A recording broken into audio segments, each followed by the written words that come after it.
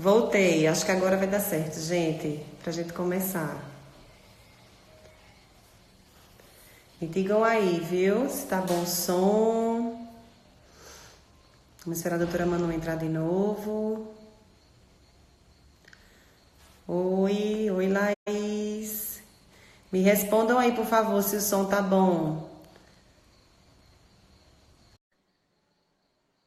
Pronto, valeu, Micaele. Obrigada. Agora? Agora eu tô lhe ouvindo. Pronto. Vamos começar. Minha nossa. Vamos começar essa live. Então, Ah, para a gente começar, enquanto o pessoal vai entrando, né? Eu gostaria primeiramente de agradecer. Fiz o convite à Manu para a gente conversar sobre esse tema maravilhoso, que é sobre ovário policístico, né? Como é que a gente pode potencializar o resultado de uma gestação nas mulheres que têm ovário policístico. Então, eu sou muito grata pelo convite, por você ter aceitado o meu convite. Obrigada. eu aceitei sem nem pensar, porque se eu tivesse Foi, pensado, né? talvez eu não tivesse aceitado. Ainda bem, né? Que foi sem pensar, Eu não foi fico no ato nervosa com reflexo. essas coisas ao vivo. Que Pode nada, super escrever para ver que desenrolada. eu não esqueci nenhum detalhe. Ah. Então, enquanto o pessoal entra, a gente pode se apresentando, né? Eu vou começar. Para quem não me conhece, eu sou Maria Eugênia, sou médica, minha formação na graduação foi aqui em Alagoas, pela Universidade Federal de Alagoas. Depois fiz a residência de ginecologia e obstetrícia em Recife, pela UPE, na maternidade Cisan, 3 anos. E depois fiz mais um ano de reprodução assistida e foi lá no IMIP, também em Recife. Fiz ainda uma pós em Valência, na Espanha, sobre reprodução. E aqui estou. Rodou bem pouquinho, né? Eu também andei rodando bastante, ainda rodo. Você também. Fala aí pra gente. Vamos lá. Eu fiz faculdade de medicina nas Ciências Médicas na Paraíba. E quando eu me formei, eu fiquei querendo fazer tudo. E eu era Sim. encantada pela cirurgia. Eu digo, eu acho que vou fazer cirurgia. Não, eu vou para urgência e emergência, que tem mais essa questão da cirurgia, né? Aquela coisa toda. Enfim, fui bater no Einstein para fazer urgência e emergência. É. Lá no E aí? Einstein, enquanto eu estava lá, descobri a tal da medicina integrativa. Eu digo, medicina integrativa, eu nunca ouvi falar nisso. E comecei a ficar curiosa sobre o que era isso, porque na faculdade a gente não ouve falar. E aí me Verdade. inscrevi nessa pós-graduação em medicina integrativa, onde a gente usa muito da clínica médica, né? E aí isso me levou, aí foi me levando para um mundo de possibilidades. Então eu conheci a ortomolecular, eu conheci a nutrologia, porque para mim nutrologia era como se fosse uma nutricionista, e eu comecei a Sim. perceber que realmente não era, e fui atrás da nutrologia. Depois eu fiz uma pós-graduação em modulação hormonal, que tem super a ver com ortomolecular, que é quando a gente usa determinados suplementos e também o estilo de vida para poder modular os nossos hormônios. Então, quando se fala em estresse, eu leio o cortisol, que é um hormônio. E É. toda vez que eu faço uma modulação desse estresse, onde eu suplemento o meu paciente para que o corpo se torne forte para lidar diferente com o estresse, eu estou modulando o cortisol. Enfim, e aí eu entrei para a SOBRAF, Sociedade Brasileira de Fisiologia. Depois eu fiz um curso em medicina esportiva e fiz pós-graduação em endócrino. Muito bem. Fez pouquinha coisa, viu? Você. Tô fazendo mais. Tô fazendo Por mais. isso está onde está, né? Essa referência Amém. maravilhosa no nosso Graças a Deus. estado. A gente estuda todo dia, né, É doutora? verdade. Não Tem pode que deixar de atualizar. estudar, né, Manu? É. Então, para a gente começar aqui, gente, a gente vai bater um papinho aqui, fazer algumas perguntinhas à doutora Manu, aproveitar, né? E aí, depois disso, a gente vai abrir para as perguntas, tá? Então, primeiramente, a gente queria falar exatamente assim, iniciando sobre a etiologia da síndrome dos ovários policísticos, que na verdade é multifatorial, né, doutora Manu? Tem vários aspectos que envolvem, tanto aspectos genéticos, como aspectos hereditários, históricos familiares de algumas doenças crônicas, inclusive, que estão associadas, como diabetes tipo 2, alguns distúrbios hormonais familiares, causas ambientais também, dependendo de como aquela pessoa leva a sua vida, né? Então, tudo isso somando, né? São várias causas que podem levar ao ovário policístico, a síndrome do ovário policístico. Ela atinge em torno de 6 a 16% das mulheres na idade reprodutiva. E essas mulheres que possuem a síndrome do ovário policístico, tem um percentual em torno de 76% de chance de ter infertilidade, tá? Então, por isso que a gente está trazendo esse assunto aqui, que é tão atual e que tem algumas novidades para a gente conversar. Eu vi um estudo há pouco tempo que fala sobre essas etiologias, né, do síndrome do ovário policístico, sobre a dosagem do hormônio antimileriano nas gestantes. E aí observou que essas mulheres, ela tem um percentual, né? A gente sabe que tem um percentual alto de hormônio antimileriano, e que isso pode influenciar, na verdade, na formação daquele bebê. Sendo uma menina, pode também ter um risco maior de ter síndrome do ovário policístico. E com isso eu queria começar, assim, algumas perguntinhas. Acho que já deu tempo do pessoal entrar, né? O pessoal já tá mandando perguntas. Daqui a pouco a gente responde, tá, gente? Não tô nem lendo, senão desconcentro. Não leia não agora. Leio já. Depois a gente lê. E aí eu queria que a doutora Manu começasse falando sobre o que é essa síndrome de ovário policístico. Toda vez que eu vou falar de algum tema relacionado à saúde, onde várias pessoas vão escutar e nem sempre vão ser os médicos, eu digo que eu tento traduzir o medicinês para o português, né? Então eu gosto de usar uma linguagem bem simples, porque quando as pessoas sabem o que está acontecendo com elas, fica mais fácil de fazer escolhas mais inteligentes em relação à sua saúde. E elas percebem também que tudo que a gente escreve, a nossa conduta durante a consulta, tudo aquilo é importante, desde a ingesta de água até o comprimidinho que ele vai tomar. Então, eu vou tentar usar uma linguagem simples, para que as pessoas possam entender como acontece a síndrome de ovários policísticos, né? Sim. Ela também é conhecida como uma síndrome metabólica reprodutiva. Então, veja só como a questão do nosso metabolismo está super ligado a essa síndrome que atinge os ovários e pode levar à infertilidade. E ela é multifatorial, né? Ela não tem uma única causa. Existe uma predisposição genética associada a uma epigenética, que tanto se fala hoje em dia. Então, o ambiente onde você vive, ele vai despertar a parte ruim da tua genética, ou a parte boa. Depende do que você faz com ela. E é assim com todas as doenças. Com os ovários, síndrome de ovários policísticos não é diferente. Então, a gente tem a predisposição genética, com a resistência insulínica, que é a principal causa dessa síndrome de ovários policísticos, associada ao sedentarismo, ao nível de estresse elevado, um aumento da circunferência abdominal, né, um aumento de peso. Toda vez que a gente fala nessa síndrome, a gente tem que pensar que não vai ser um comprimido que vai resolver. Então, eu sempre chamo a atenção para a autorresponsabilidade, né, doutor? É verdade. O paciente tem que tomar as rédeas da sua saúde. É, isso aí. E me fala um pouco sobre esse metabolismo. Como é o metabolismo de uma mulher que tem síndrome do ovário policístico? A gente sabe que ela produz um pouco mais de testosterona, né? O nível de testosterona dela é maior, né? Ela produz hormônios hiperandrogênicos, na verdade, e que vão influenciar de um modo geral, né, Manu? Tanto na fertilidade, como na saúde dela, né? Então, fala um pouquinho sobre esse metabolismo. Quando a gente fala do metabolismo, a gente já começa a falar sobre os sintomas, né? Então, a insulina, a gente falou da resistência insulínica, devido à alimentação ruim, esse sedentarismo, aumento de peso. E essa resistência insulínica, ela vai gerar uma série de outros problemas. Insulina é hormônio. Veja como o que você come e aquilo que você faz mexe com os seus hormônios. Então, o paciente vai ter um aumento da testosterona, vai ter um excesso de peso, vai ter um aumento do peso, vai ter um excesso de pelos, um aumento na oleosidade da pele, espinhas, aumento da circunferência abdominal, vai ter mais fome, porque os picos de insulina, eles vão dar mais fome, a pessoa vai ter uma maior dificuldade de seguir dieta. Vão ser pessoas mais irritadas, vai ter um fluxo menstrual muito alto, vai sentir muita cólica. Então, termina prejudicando bastante a qualidade de vida da paciente.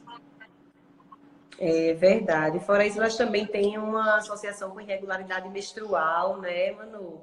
E às vezes tem mulheres que ficam totalmente sem menstruar. E isso não é bom, né? É muito prejudicial para a saúde da mulher. Fomos feitas para menstruar, né? É verdade, é verdade. Mas do jeitinho correto, sem tanta cólica, sem aumento de fluxo. Temos que menstruar, é a fisiologia da mulher. Sempre que a gente faz alguma coisa que prejudica o fluxo menstrual, eu recebo muita mulher no consultório dizendo que odeio menstruar. Ah, eu odeio sangrar, quero parar de sangrar. Mas isso terminou sendo uma coisa cultural, né? As propagandas, alguns medicamentos, enfim. Mulher tem que menstruar. Toda vez que você prejudica a tua menstruação quimicamente, você pode estar fazendo uma menopausa química e isso vai trazer uma série de problemas futuros. Inclusive, é responsável por algumas queixas do presente. Então, meninas, vamos menstruar sem cólica, sem aumento de fluxo, sem TPM. Dá para menstruar desse jeito.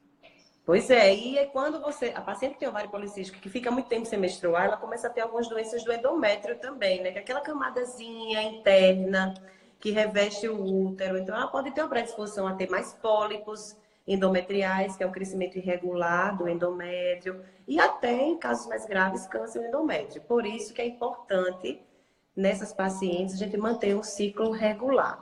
E aí, eu queria também aproveitar, Manu, e que você falasse um pouquinho sobre essa associação da paciente que tem ovário policístico e uma tendência que ela tem a desenvolver também doenças como a diabetes, né? A hipertensão, a dislipidemia. Sim. Só para falar uma coisinha, já que a gente estava falando de sintomas, que eu acho importante ressaltar, Sim. Eu recebo muita paciente usando anticoncepcional há muitos anos, com muitas queixas, dizendo, ai, doutora, mas eu uso porque eu tenho ovários policísticos, né? Síndrome, gente, é um conjunto de sinais e sintomas. Não é porque o teu ovário no ultrassom tem vários cistos que você tem a patologia da síndrome de ovários policísticos. É importantíssimo então, diferenciar. Por favor, tem que observar isso, porque existe um uso indiscriminado de contraceptivos hormonais que vem gerando uma série de problemas nas mulheres modernas, né? Então, é super importante a gente ressaltar que tem que olhar todos os sintomas associados à imagem. Nenhum desses critérios isolados é suficiente para dizer que você tem síndrome metabólica reprodutiva, que é a SOP. Muito bem, adorei essa explicação. E as pessoas têm muita dúvida em relação a isso mesmo. Tem gente que só tem a imagem ecográfica no ultrassom e não tem a síndrome, ela não tem aquele aspecto, né, daquele aumento de pelos, né, não tem a dificuldade de perder peso. Isso é uma mulher magra que às vezes menstrua até regularmente, vai fazer uma ultrassonografia e se depara com uma imagem sugestiva de ovário policístico, mas ela não tem a síndrome, que é diferente, né, Manu? É que a medicina hoje em dia tá mudando bastante, né? As pessoas tinham a ideia de que olhar exame de sangue, exame de imagem, era suficiente para dizer o que é que o paciente tem. Eu tiro isso por aqui pelo Instagram, onde eu recebi inúmeros directs, e as pessoas mandam fotos dos seus exames. Doutor, o que é que você acha que eu tenho? O exame sem você não me diz nada. Um ovário que está ovulando pode estar igualzinho ao ovário de uma pessoa com síndrome de ovários policísticos. Então, a anamnese é muito importante, a análise clínica é muito importante, ver o paciente, né? A consulta começa na hora que eu vou buscar o paciente lá na recepção. A forma como ele entra, como ele conversa, o nível de energia que ele tem. Então, todos esses detalhes fazem muita diferença. É verdade, tudo isso é analisado, né? Com certeza. Pois é. Mas vamos lá. A gente falando de ovário policístico e infertilidade, o que é que a gente tem de repercussão para a fertilidade? Então, tudo isso que a doutora Manu falou influencia muito na questão da qualidade da ovulação, né? A formação de um óvulo de qualidade, de um folículo, porque a paciente que tem toda essa síndrome é uma bagunça hormonal no seu corpo e interfere muito em relação à fertilidade, porque você vai ter alguns hormônios, como por exemplo o LH, que é o hormônio reprodutivo, ele vai estar mais alto do que o FSH, que é um outro hormônio reprodutivo. Ela vai ter, na maioria das vezes, ela tem um endométrio um pouco mais fino, então tem uma dificuldade de implantar esse embrião quando engravida. Tem aquele aspecto do ultrassom que a gente acabou de falar, de colar de pérolas, que é aqueles multicistozinhos, folículos, né? Bem apertadinhos, um do ladinho do outro. Tem um critério, que é o critério de Roterdã, né? Que a gente fala, que agora há pouco tempo mudou, na verdade. Eles estão considerando agora a partir um número mais ou menos em torno de 20 folículos, antes eram 12. E a disposição desses folículos no ovário causa uma dificuldade de ovulação. Então, são mulheres que nem sempre ovulam, elas podem até ter um ciclo ovulatório, mas não é de boa qualidade. Tem diminuição de progesterona na segunda fase do ciclo, e aí, consequentemente, tem uma fase lútea, que é a segunda fase do ciclo mais curta, déficit de progesterona, uma tendência a ter abortamentos. Então, tudo isso repercute realmente na dificuldade de engravidar. Então, por isso que a gente precisa organizar. E quando uma mulher Né? que tem SOP engravida, porque pode acontecer. Sim, espontaneamente, pode. Voltou. Foi, mas voltou. Quando uma mulher que tem SOP engravida, ela já está no excesso de peso, ela não tem hábitos bacanas. Então, vai ser uma gravidez realmente arriscada por conta desse metabolismo, né? Todinho. Esses hábitos ruins que não foram cultivados, não foram mudados. E porque você já está mais pesada, e aí você pode ter uma diabetes gestacional, a pré-eclâmpsia. Veja só o efeito dominó das complicações, né? Foi o que a gente estava falando. Uma mulher não grávida com SOP, qual o risco dela se manter com síndrome de ovários policísticos? Quando você não cuida da causa do problema, e o anticoncepcional não cuida da causa do problema, ele cuida dos sintomas, ele ameniza sintomas, né? As pessoas têm que pensar assim, agora eu sou jovem, eu não quero engravidar e eu tenho SOP. Aí toma o anticoncepcional. Mas um dia a maioria das mulheres vão querer engravidar. O que é que você vai fazer com essa SOP? Não, vou deixar para me preocupar depois. Mas aí você está cultivando outros problemas com a resistência insulínica, porque ela é a causa de infinitas doenças. Então, o açúcar e o carboidrato simples, que se comporta como açúcar no corpo, ele vai causar resistência insulínica e ele vai alimentar o câncer, por exemplo. Ele pode causar um diabetes tipo 2. As pessoas que têm diabetes tipo 2 têm 3 vezes mais chance de ter Alzheimer.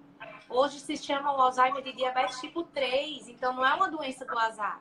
É a epigenética acontecendo, né? É a questão da neuroinflamação. Eu postei hoje sobre isso. O tanto que é importante a saúde no nosso trato gastrointestinal, do nosso intestino. E a insulina está lá. Tá lá no pâncreas, participando de um órgão que ele é uma glândula e que ele participa da digestão. Então não dá para estar lesionando esse pâncreas todo o tempo.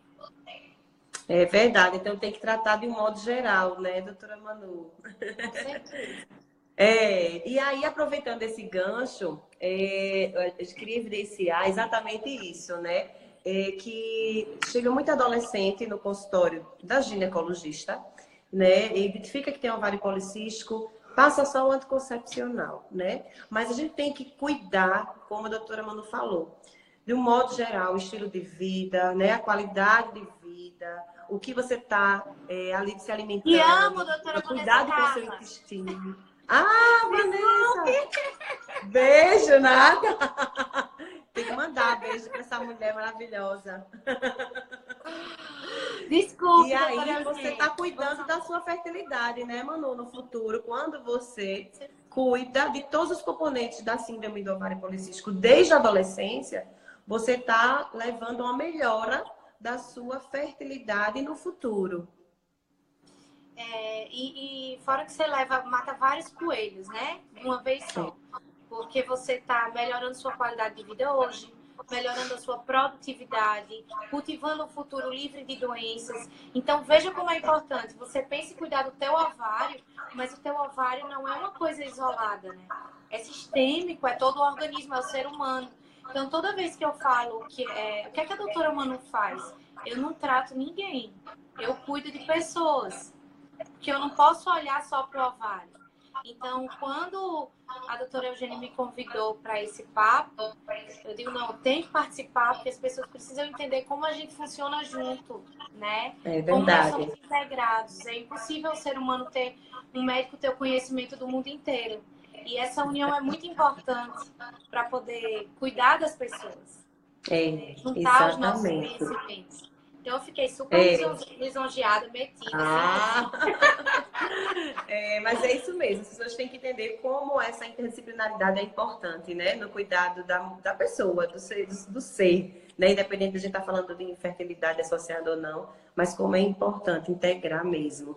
E aproveitando também, doutora Manu, eu queria que você falasse um pouco sobre, assim, quais são realmente os cuidados gerais quando a gente está diante de uma mulher que tem uma síndrome de ovário policístico e ela está tentando engravidar, mas ela tem realmente aquela síndrome clássica. O que é que a gente deve fazer? Coisa. Tem É, uma coisinha super importante que chama MEV. Isso aí não dá para encapsular. Mudança no estilo de vida. Para ontem. Você quer engravidar é, agora? Você já adiou muito com mudança no estilo de vida. A gente falou sobre como a síndrome acontece, né? São múltiplos fatores. Então, nada mais lógico do que entender que para poder tratar, eu prefiro falar cuidar, a gente precisa é, atingir todos esses aspectos. Então, vamos começar com uma dieta pobre em carboidratos. Se tiver carboidratos, que sejam carboidratos bons, né? Carboidratos complexos, né? Para não dar esses picos de insulina, não aumentar a resistência insulínica. Isso inclui bolacha, macarrão, pão, as massas. Tudo isso tem açúcar, gente. Pode ter o aspecto salgado, mas tudo isso tem açúcar, tá? Essas farinhas brancas, né? Vamos diminuir a circunferência abdominal, fazer atividade física, né? A musculação é uma das melhores atividades físicas, tá bom? Quanto mais músculo você tem, mais você gasta energia em repouso e diminui a resistência insulínica. Fazer um controle do estresse, um manejo do estresse, tem vários fitoterápicos que auxiliam nisso. Porque quando eu falo estresse, eu leio cortisol, que é um hormônio, e o cortisol piora a resistência insulínica também. Deixa eu ver o que mais. Evitar açúcares tem a refinados história da compulsão, industrializados. né, Manu? A história da Eu falo compulsão está muito muito assim, associada, né? demais, porque você está inflamando o intestino, e o intestino ele é responsável pela absorção de 85% das substâncias que você produz. Então, às vezes, você produz até muita serotonina, mas você não está usando. Então, tem um monte de serotonina no sangue que você não usa, porque o intestino está ruim, prejudicado pela inflamação, da resistência insulínica, dos carboidratos, do sedentarismo. Então, na hora que você começa a suplementar algumas vitaminas e melhorar a função intestinal, você melhora a função da sua serotonina e a compulsão. E diminui o pico da insulina. Então, veja como uma coisa vai levando a outra, né? Muitas vezes eu faço o caminho inverso. O paciente está tão compulsivo que eu preciso passar um medicamento para dar uma motivação, dar um estímulo, enquanto a gente vai cultivando tudo isso. Depois o remédio sai. Então, o remédio ele tem um uso muito pontual, não é para estar usando remédio ad eterno, né? Suplemento, sim. Suplemento é uma coisa que o nosso corpo precisa, ele conhece, ele usa todo dia para funcionar. Mas remédio é diferente. Remédio é um fármaco que Verdade. está ali E a suplementação, momentaneamente. ela é muito importante, a suplementação para quem tem síndrome de ovário policístico, né? Vitamina D tem muita associação, né, Manu, com, Tem na tanto verdade, suplemento diminuição da bom. eficiência da vitamina D, né, nessas mulheres, não é isso? Exatamente. A vitamina D ela tem uma aplicação no nosso corpo para tudo, né? Ela é uma vitamina super importante. Ela vai para a Substrato, imunidade, né? ela tem a ver com depressão, ela tem a ver com saúde dos ovários. Mas eu até separei uma listinha para não esquecer de nenhum, de vários suplementos importantes para mulheres com ovários policísticos. Então, a gente tem o ômega 3, que é um anti-inflamatório natural muito bom. A gente tem os probióticos, porque a desbiose intestinal, toda essa questão que eu acabei de explicar. A gente tem o magnésio, que é muito importante. A coenzima Q10 para mulheres com falência Sim. ovariana precoce. Deixa eu ver o que mais. Resveratrol, que é um antioxidante, anti-inflamatório, muito bacana. E aí começa a entrar alguns fármacos que auxiliam, né? E entre eles, eu preciso chamar a atenção para um que eu sou muito fã, e tá a maior guerra aí na comunidade científica, todo mundo se tremendo por causa dele, que é a metformina, né? Que é uma substância que foi usada há muito tempo para diabetes. Eu vejo há 5 anos muitos estudos e muitas publicações acerca da metformina, que ela é a droga mais anticâncer que existe na face da Terra. Ela ajuda a limpar o fígado, da gordura no fígado. Ela ajuda a diminuir os picos de insulina, né? E ela tá já deixando de ser uma droga para virar aí um antioxidante, porque ela é muito potente para a saúde. Mas ela é uma substância muito barata, né? Não existe um incentivo em ver. E não adianta também a gente querer usar metformina e ficar com a comida errada.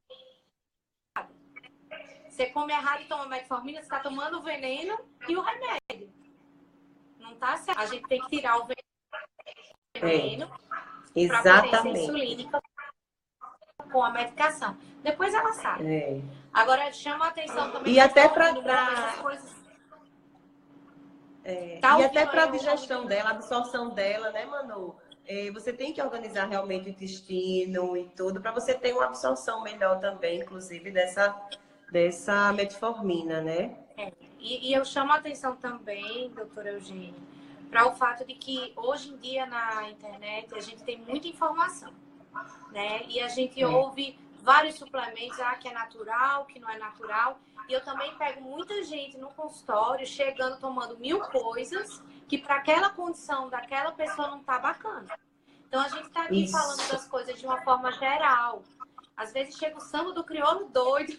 Eu digo que você fez, se tava ruim, ficou pior. Não substitui o acompanhamento de um profissional, né? Porque a gente sabe dose, a gente sabe a hora de usar, o tempo de usar. Tem vitaminas que, quando em excesso, podem prejudicar, quando escassez, prejudicam também. Então, tem que ter muita cautela em usar essas substâncias. Fui nos Estados Unidos, comprei lá naquelas farmácias um monte de vitamina, aquele que a doutora Manu monte falou que é compra só. Não vai dar certo, bem. Não vai mesmo. Verdade. Não, e outra coisa, é individualizar, né, Manu? É individualizar. Acho que a coisa mais importante hoje dentro da medicina é individualizar cada caso. Como você falou muito bem da metformina, eu também sou super fã da metformina. E ela, a gente tem que saber que, por exemplo, a gente está falando, gente, de síndrome de ovário policístico. Vamos lembrar de novo, né? Tem mulheres que têm somente a imagem ecográfica do ovário policístico, não tem resistência insulínica, né, Manu? Então, é importante dizer que nessas mulheres a gente não precisa usar, né? Ela não tem a resistência insulínica. E para isso a gente tem que fazer os exames, né? Então, o especialista que vai solicitar todas as dosagens, insulina, índice de Roma, né? Tudo isso, né, Manu? Eu vou falar para vocês, tá? Não dá para pegar um exame e levar ele como regra, não, gente. O exame ele é uma foto do momento. Vocês sabiam que quando vocês não comem carboidrato à noite, vocês vão dosar a glicemia de manhã, essa glicose pode dar muito alta, você está muito tempo sem o carbo, aí você diz, tô diabético. Não é assim. Então, veja como tudo que você faz no dia anterior influencia. O estresse que você passou no trânsito, né? Um aborrecimento com algum parente, enfim, não importa. Então, o importante dos exames é você observar a clínica, correlacionar com os exames e ter mais de um exame para comparar a evolução do paciente, né? Para comparar os momentos. Você não vai conseguir resolver todos os seus problemas de uma vez e tomando vitamina. Minha Nutri estava aí assistindo e falou assim, vitamina. Stephanie! Beijo, Stephanie! Fantástico, realmente não é balinha, gente. Super importante, é coisa séria. Falei hoje nos meus stories a história de uma paciente que está sem andar por carência de B12 com degeneração em medula. Olha isso! Tem noção de quanto é grave? Enfim. Mas vamos voltar para ovários policísticos. Eu vi uma a gente já ia falar. Pronto, é isso que eu ia dizer. Vamos abrir para as perguntas agora, né? Alguém falou aqui, eu vi falando sobre inositol, você viu? Isso, inositol. Pronto. sempre que a gente fala da saúde dos óvulos, a gente tem que lembrar da questão genética, cromossômica e do ambiente onde esses óvulos vivem. Né? E os estudos mostram que as mulheres que têm SOP, elas têm uma deficiência na enzima que faz o inositol. E o inositol está no ambiente do óvulo, né? É um ambiente propício para ele se proliferar, para diminuir a resistência insulínica, para diminuir o hiperandrogenismo. Então, o mioinositol é um suplemento bem bacana nas mulheres que têm síndrome de ovários policísticos, porque melhora o ambiente do óvulo. Errei? Ou acertei, doutora Eugênia?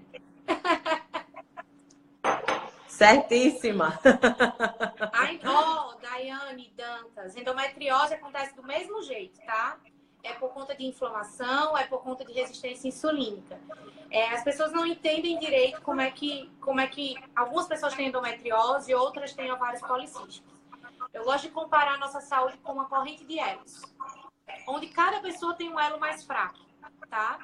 Então você passa a sua vida tracionando essa corrente, vai ter uma hora que o elo mais fraco de cada um vai romper. Então, tem uma pessoa que tem um ovário, que é mais fraco, então é ele que é atingido. Uma outra pessoa que tem o endométrio, e por aí vai. É verdade. Mandaram aqui, ó, mais uma pergunta. Metformina durante os 3 primeiros meses de gravidez é indicado ou pode ser ruim para o bebê? A doutora Manu já falou aí um monte da metformina, que cada vez mais estão falando mais, os estudos estão aí bem, né, bem acelerados em relação à metformina. E hoje, a paciente que tem síndrome de ovário policístico, ela tem indicação formal de utilizar metformina na gestação. Pelo menos o mínimo nos primeiros 3 meses. E aí depois vai ser a condução do obstetra, né? Avaliando os exames, saber se ela está tendo também alguma repercussão em relação à diabetes gestacional e se vai precisar utilizar a metformina durante a gravidez. Mas é seguro, sim. Super seguro. Metformina é vida. Eu quero saber qual foi a parte. Não sei se entraram atrasados na conversa, mas eu vi alguma pessoa falando sobre... Quer dizer, síndrome de ovários policísticos eu não posso tratar com anticoncepcional. Já explicamos aqui, tem nada a ver com anticoncepcional. O anticoncepcional está tapando o buraco por um tempo, tá? Ele é só para os sintomas, não resolve a causa do problema. As causas são várias. Exatamente. Mandaram uma pergunta aqui, Manu. Como mudar o quadro da resistência insulínica? A alimentação, atividade física, tirar industrializado. Vocês sabiam que o processamento dos alimentos, dos industrializados, prejudica o tal do inositol? E tem alimentos que tem inositol, melão tem inositol. Ai, que maravilha! Eu não sabia que o melão tinha inositol. Melão, fígado, laranja. Olha aí, pessoal. Vamos consumir. Tem inositol, mas eu não gosto de indicar porque a gente tem alguns alimentos tão geneticamente modificados que inflamam outras partes do corpo, que por mais que a gente tenha outros alimentos ricos em inositol, eu prefiro indicar a cápsulazinha do inositol. Por causa dessa questão desses alimentos que estão já prejudicados pelo homem. É verdade. Mas fígado, melão e laranja. Olha, uma pergunta interessante. É melhor utilizar a metformina associada com antioxidante no tratamento da SOP, como a N-acetilcisteína. Tô falando da N-acetilcisteína também. Maravilhosa! A N-acetilcisteína é muito boa também. Ácido alfa-lipoico também é muito bom. Glutationa também é muito boa. Tem muita coisa boa aí. A metformina, gente, ela é antioxidante. Ela é maravilhosa para a pele. Como eu falo. Por que a metformina é a droga mais anticâncer que existe na medicina? Porque ela atua na resistência insulínica, que é o que alimenta a célula cancerígena. Olha aí, tá vendo, gente? Então, metformina também é antioxidante. É isso aí. Não vai comer metformina como pipoca, hein?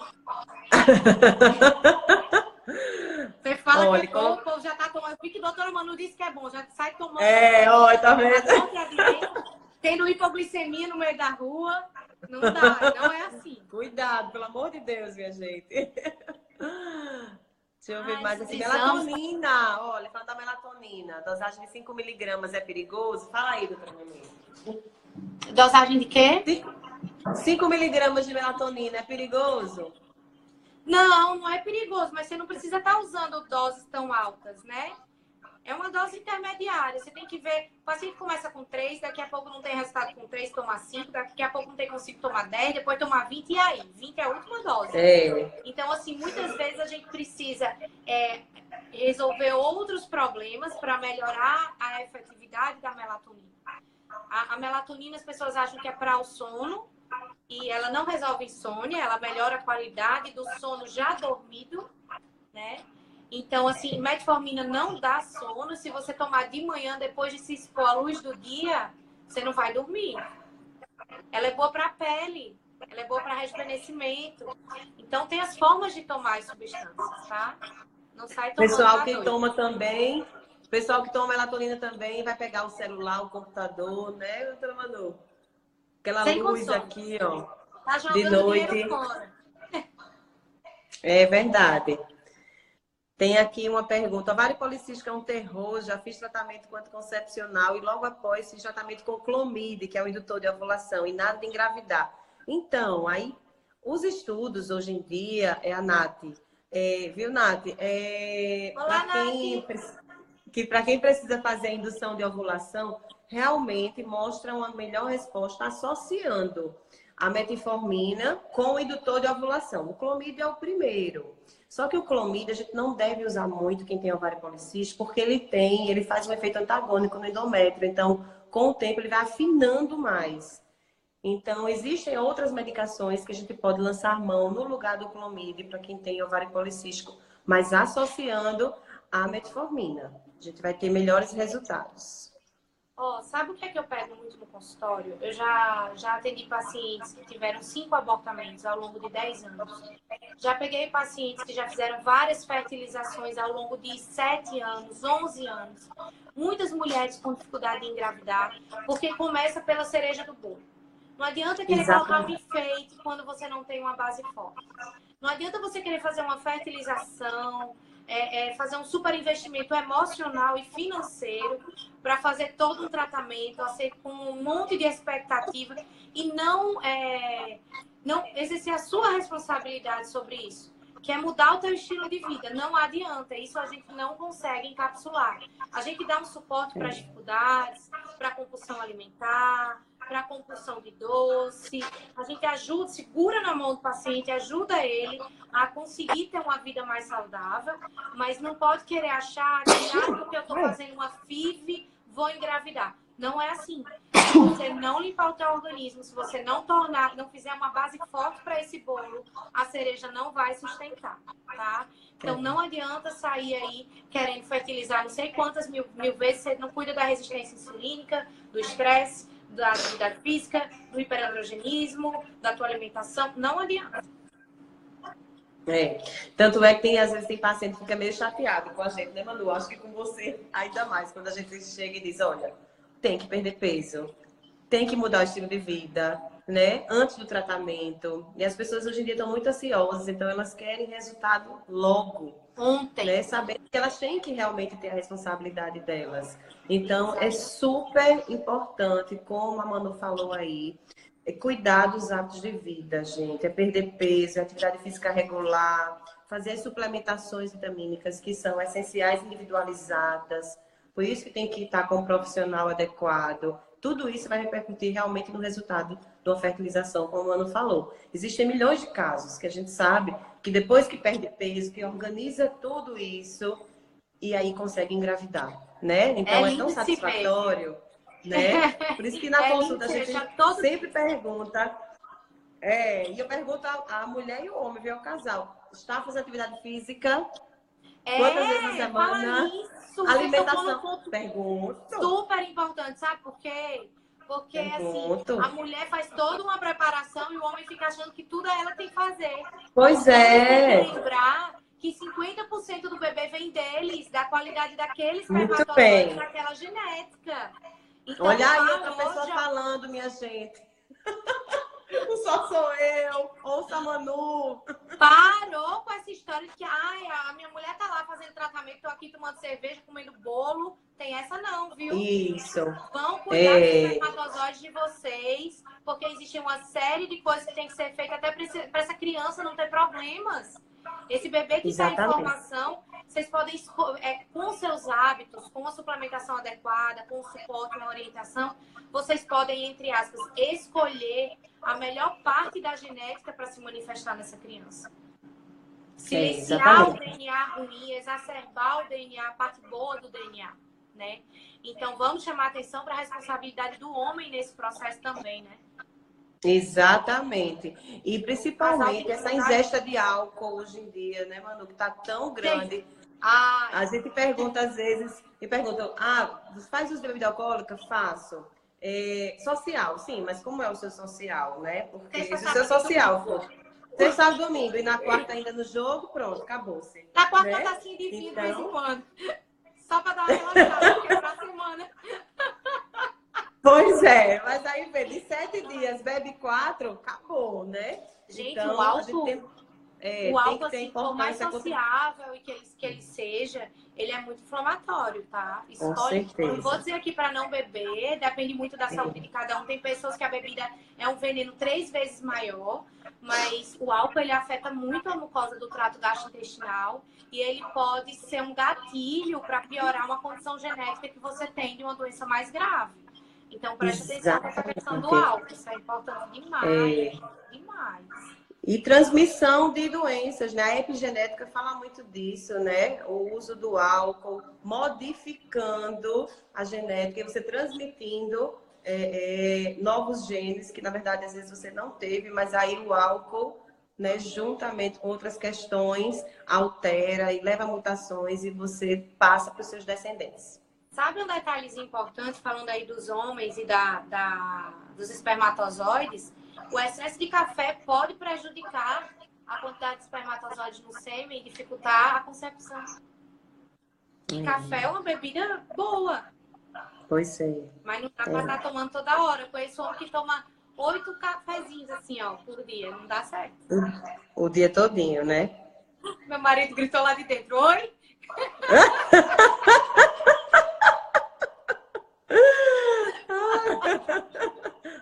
Olha. Tá um caso sério. Eu ia falar de um outro tema e me perdi, que a gente saiu conversando da responsabilidade do homem e tal.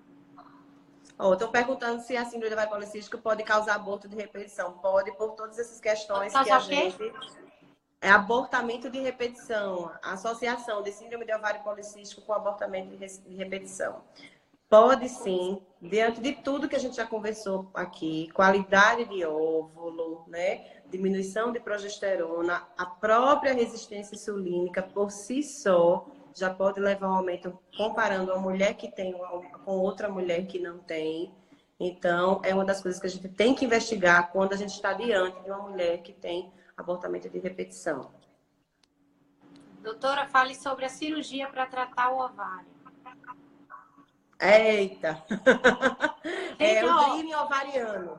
Só que não é só a cirurgia, viu? Tanto que a gente está falando, que a gente está conversando aqui, minha gente. Não, né? Então, assim, eu acho que ela está... eu acho que ela está querendo saber sobre a técnica. Elas querem matar uma formiga com uma bomba. Mais uma elas querem saber do dreaming ovariano. Mais uma vez aquela história da autorresponsabilidade. Primeiro você muda tudo que tem que mudar, cumpre todo o seu papel, tudo que você tem que fazer, suplementa tudo que está faltando. Depois você vê se ainda é necessária a cirurgia. Isso, deixar para a última, né, gente? Último caso, pelo amor de Deus. E aí... O que limpa o ovário é comer direito, fazer exercício, manejar o estresse, ganhar músculo, parar de comer lixo industrializado, açúcar refinado e a metformina ajuda.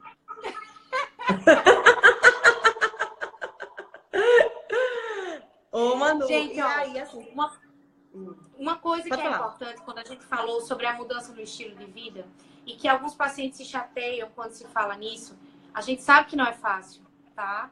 A gente sabe que não é fácil. É por isso que existe médico que trata disso. É por isso que eu escolhi tratar disso.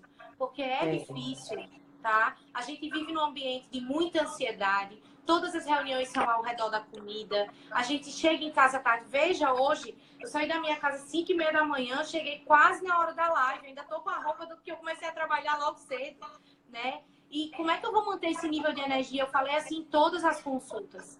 Porque eu me suplemento bem, eu cuido da minha alimentação. Toda vez que eu penso em fazer uma besteira em relação à minha saúde, que eu também passo vontades, eu lembro da repercussão que aquilo vai ter no meu dia, na minha imunidade, na minha disposição, e o tanto que aquilo vai gerar uma reação em cadeia de problemas. Então, eu cuido das pessoas dessa forma, né? Se a pessoa tem dificuldade de fazer dieta, vamos ajudar a pessoa a fazer dieta. Se a pessoa faz dieta e não consegue perder peso, ela tem um problema metabólico. Vamos resolver o problema metabólico. E por aí vai. Então, o médico tá para te ajudar no processo, para auxiliar nas dificuldades. Não é fácil perder peso. Não é fácil cuidar de obesidade. Não é fácil dar suporte à compulsão e à ansiedade. Mas existem médicos justamente para isso. Exatamente. Vamos procurar, minha gente, o que a gente tem aí. Não é? Hoje em dia as coisas são tão avançadas. Tem uma pergunta aqui, ó. Um homem que tem vontade de ser pai e é obeso, essa obesidade pode atrapalhar essa vontade? Com certeza. Com certeza. Muito.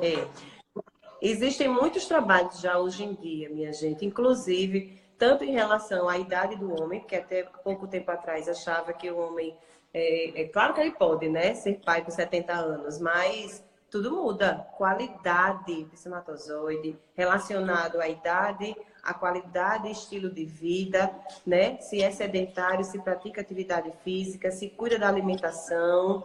Então, tudo isso realmente influencia e começa a ter mudança na qualidade do espermatozoide do homem, né? E a gente vê isso na prática. Eu tive um paciente que a gente fez 2 fertilizações, ele tinha um problema grave no espermatozoide.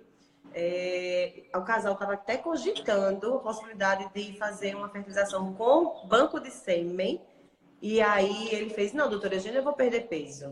Aí eu, ai meu Deus, graças a Deus, tomou uma atitude. Porque a gente não pode abrir a cabeça do povo, né? A gente fala. Ele perdeu 20 quilos, Manu, sem mentira nenhuma, parecia um milagre. Ele fez um novo espermograma, estava normal. É lindo de se ver. Entendeu, minha gente? Sem precisar tomar remédio nenhum, né? Não, perdeu peso, procurou ajuda e tudo, e pronto, né? E aí conseguiu realizar o sonho, graças a Deus. Sim, cigarro influencia também. Cigarro inflama.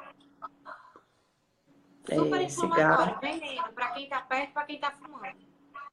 Vocês sabiam que o cigarro é o principal fator de risco para câncer de bexiga? Olha aí, tá vendo, gente? Pois é, fora os abortamentos, né? A mulher que fuma, o homem que fuma, né? Altera realmente uma taxa que a gente chama de índice de fragmentação do DNA do espermatozoide.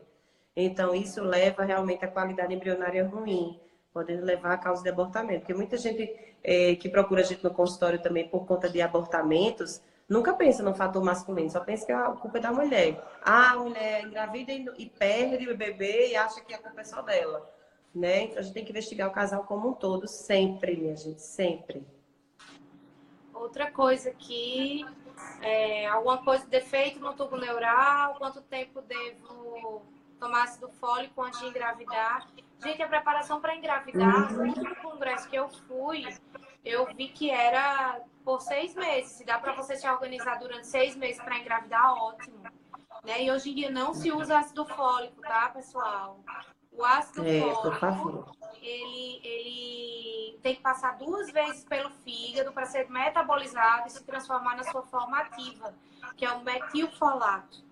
É essa substância que é importante para o fechamento do tubo neural na criança, tá? É importante para a saúde da mãe também. Então, nada de estar usando ácido fólico, porque tem muitas mulheres com defeito na enzima que faz essa conversão. Para que usar o ácido fólico? Você já pode usar a forma ativa, que é o metilfolato. A maioria, na verdade, da população tem a alteração, pelo menos a heterozigota, né, do MTHFR, que é a enzima que a doutora Manu falou agora, que leva a uma deficiência na quebra para você absorver realmente esse metilfolato, né? Que vai fazer tanta diferença na formação do DNA do óvulo, do DNA do embrião e evitar essas alterações neurológicas iniciais da gravidez. Então, realmente, esquece, onde tiver ácido fólico, minha gente, não passe nem perto. É metilfolato, tá? Metilfolato. Metilfolato, metilcobalamina, né? As vitaminas do complexo B, que são essenciais, né, Manu? Com certeza. Os nossos neurônios, eles têm um fio condutor e eles são envolvidos por vitaminas do complexo B. O nome desse fio condutor é bainha de mielina. Mielina vem das cobalaminas, né? Metilfolato, metilcobalamina, riboflavina, 5-piridoxalfosfato, são vitaminas do complexo B. Inclusive, elas são importantes também para a saúde do adulto, para silenciar a parte ruim da genética, para prevenir uma série de doenças, para anemia por carência de B12, onde a pessoa sente muita indisposição, para formar serotonina, que é uma substância do bem-estar, enfim. Tem 1000 aplicabilidades na saúde. E para o ovário policístico não é diferente. Também precisa suplementar. Sempre. É isso? Ai, deixa eu ver se tem mais alguma coisa pra gente falar. Porque nossa live já está acabando, viu, minha gente? Ai, quero ficar mais. Não disse a você que você ia ficar viciada? Eu disse a você, quando você começar, você não vai querer parar mais. Qual é o próximo tema, doutora Eugênia? Vamos escolher, vamos. Tem muita coisa pra gente conversar. Endometriose, não é? Vamos, tem muita coisa. Tem muita coisa. Olha aí, deixa eu ver se tem mais alguma pergunta. Já levei meu filho para a doutora Manu. Ele está ótimo, graças a Deus. Eu estou esperando a minha consulta. Jane Cleide, olha aí. Quem foi que falou que eu não vi? Jane Cleide. Jane, um beijo. Um beijo pro seu filho. Ai, coisa linda. Deixa eu ver mais Raquel, aqui. a metformina, ela pode ser feita... Ai, caiu. Acho que o Manu caiu. Entra aí de novo, Manu. Estão gostando, gente? Responde aí, bota aí um monte de coração pra gente, se vocês estão gostando. Eu tô amando aqui esse papo. Muito interessante, não tá? Botem aí, mandem mensagem aí se vocês estão gostando. Deixa eu ver se a Manu entra de novo, que eu acho que caiu aqui.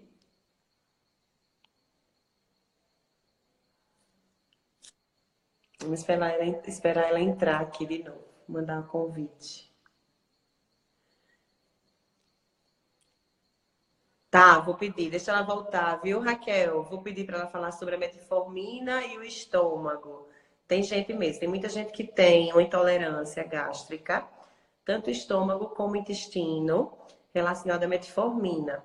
Mas é preciso ver se você não tem, se você está cuidando do seu intestino, como ela falou, do seu estômago. Como é que está a sua alimentação? Se você faz uso de muito alimento embutido, né, condimento, enlatado, né? Então tem que cuidar também da alimentação. Então procurar o profissional especialista nisso, tá?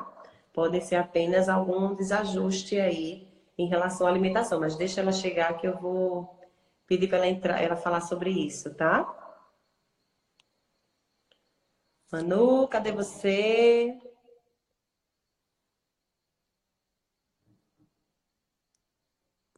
Vamos ver aqui o que é que houve.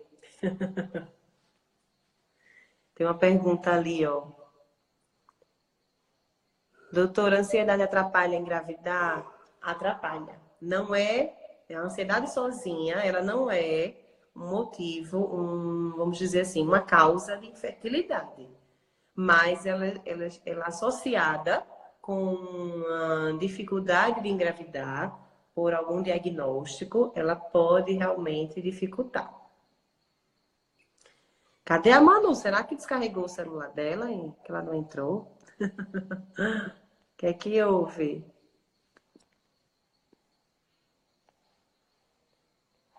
esperar mais um pouquinho aqui, tá, gente? Senão a gente sai, tá?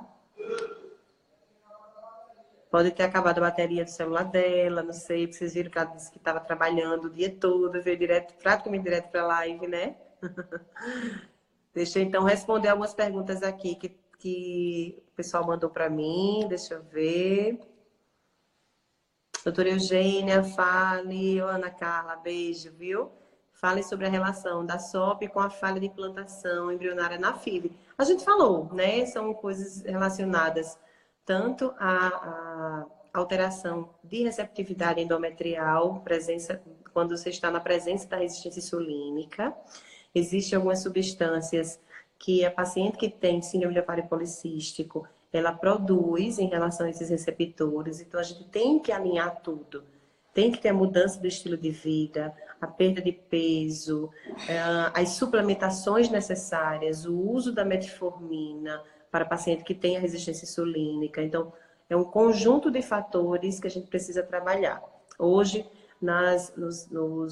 os trabalhos mais recentes, todos os congressos que a gente vai, que a gente assiste aula, hoje em dia, cada vez mais estão falando sobre esses cuidados, de um modo geral, né, da paciente que tem síndrome de ovário policístico. Então, diminuir a resistência insulínica, diminuir esse hiperandrogenismo, que é esse aumento da testosterona, melhorar essa recirculação hormonal, regularizar esse ciclo e realizar juntamento, ou a indução de ovulação, ou a inseminação ou fertilização, a depender de cada caso. Quais os medicamentos para tomar para ajudar a engravidar? Ai, meu Deus, é tanta coisa, minha gente, não dá para responder só assim. Tem que saber, é individualizado, né? Medicação é individualizada, a gente tem que diagnosticar qual é a causa da dificuldade de engravidar.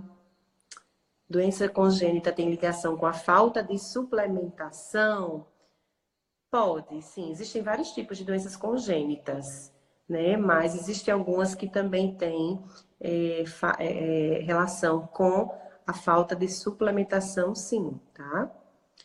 Conheço um homem que tem essa vontade de ser pai, mas tem problemas no espermatozoide e era obeso. Hoje ele já perdeu 30 quilos. Com essa perda de peso, então, ele pode ter uma esperança de realizar? Claro, esperança sempre. Sempre. Agora, a gente precisa saber se ele não tem mais algum outro fator que não seja apenas a obesidade para levar a uma alteração dos espermatozoides, né? Em relação à qualidade, quantidade, tem que investigar tudo, tá? Deixa eu ver mais aqui. Ai, gente, eu acho que eu vou encerrar a nossa live, tá? Manu não entrou de novo, eu acho que deve ter descarregado o celular dela. Ah, ela aí, ela voltou! Deixa eu entrar aqui, porque ela volta e a gente se despede. Pronto, ela voltou, gente. Ela vai entrar, tá? Tô aguardando aqui para dividir a tela. Vamos lá. Oi, Você, menina! eu tava aqui respondendo enquanto você voltava. Meu Deus do Que céu, foi que quase houve? morro do coração. Fui pegar o celular Descarregou? para ver se eu entrava. Eu vou puxar minha cadeirinha aqui que eu fui atrás de uma tomada para poder resolver. Puxe, puxe. Então, alguém falou que a metformina causou mal ao estômago e tem Isso! Me perguntaram, fala um pouquinho. Existe metformina micronizada. É você manipular a metformina num gel que você passa na pele numa quantidade de dose suficiente para você e ele vai direto para a corrente sanguínea e não vai causar os sintomas gastrointestinais. Algumas pessoas têm intolerância mesmo à metformina. Olha aí, tá vendo? Nada melhor do que a especialista para falar. Meu irmão entrando na live fez gêmeos na lua de mel. Existe. Olha! Parabéns! Agora malhou a vida inteira, sempre foi rato de academia e fez dieta, zero barriga, não tinha como ele não fazer gêmeos. Tá vendo, minha gente? Olha aí que exemplo. Parabéns para todos, né? Pronto, o que mais aqui? O que foi que eu perdi? Olha, não, perguntaram se a ansiedade atrapalha engravidar. Ah, atrapalha demais. 10%, né, doutora Eugênia? Ou mais? Eu estava falando exatamente isso. Eu disse, a ansiedade sozinha, ela não um diagnóstico para a dificuldade de engravidar, mas ela associada com outros fatores, com certeza, ela atrapalha aí muito, exatamente. Tem tudo a ver com o ciclo Mari, menstrual. Mari Santa Rita, um beijo para você. Obrigada. Deus te abençoe também. Que mais aqui? Deixa eu ver.